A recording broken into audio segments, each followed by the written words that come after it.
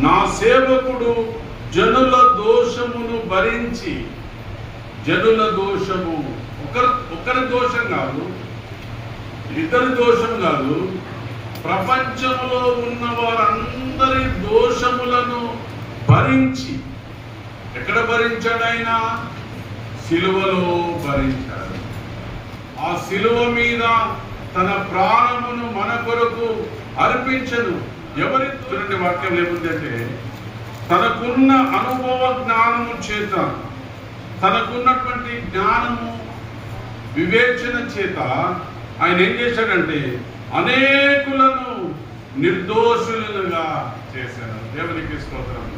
అనేకులను ఏం చేస్తున్నాడు?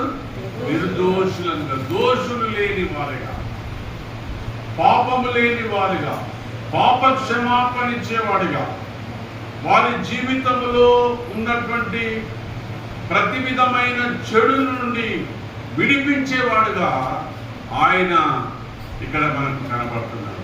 అందుకని తన సేవకుడు, నీతిమంతుడైన ఆ సేవకుడిని ప్రభు ఎక్కడికి పంపించాడు?